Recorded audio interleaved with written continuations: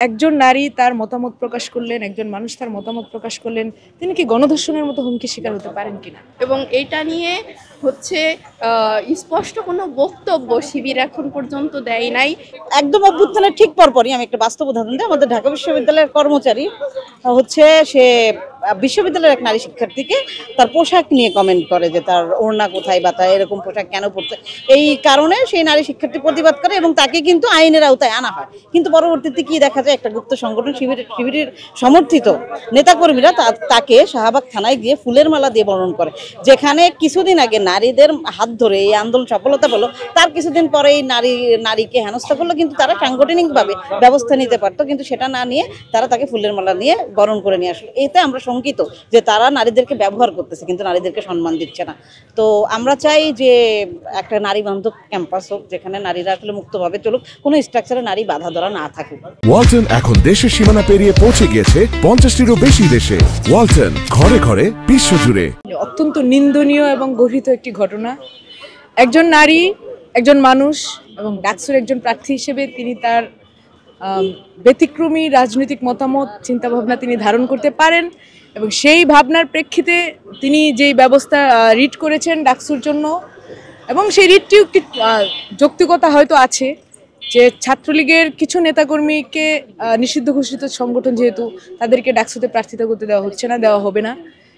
কিন্তু কিছু নেতাকর্মী এখনো যারা পদত্যাগ করে নাই, তাদেরকে কিন্তু ডাকসুতে প্রার্থী করা রাখা হয়েছে এবং দুঃখজনকভাবে তারা একটি ছাত্র সংগঠনের সভাপতি এখন একজন আছে, তো তার বিরুদ্ধে রিট করেছে, আদালত রায় দিয়েছে স্থগিতের জন্য, পরবর্তীতে সেটি আবার অন্য রায় দিয়ে সেটি স্থগিত করা হয়েছে।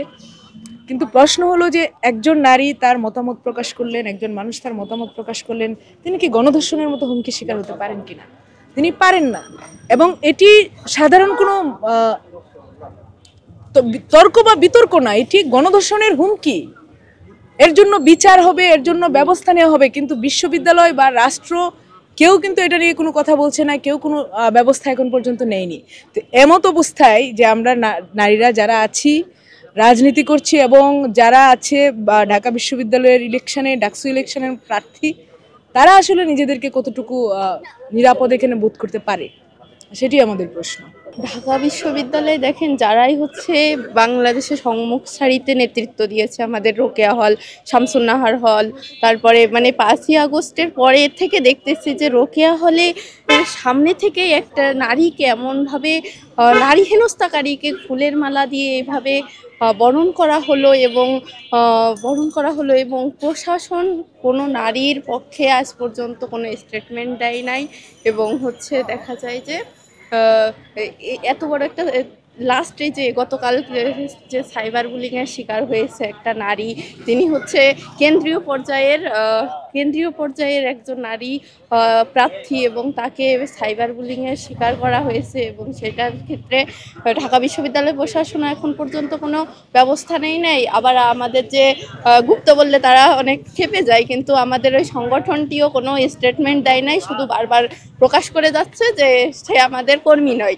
কিন্তু তিনি বলেছেন যে আলী হোসেন, যার কথা বলা হইতেছে, সে বলতেছে যে সে কিন্তু শিবির সমর্থিত, এবং এটা নিয়ে হচ্ছে স্পষ্ট কোনো বক্তব্য শিবির এখন পর্যন্ত দেয় নাই।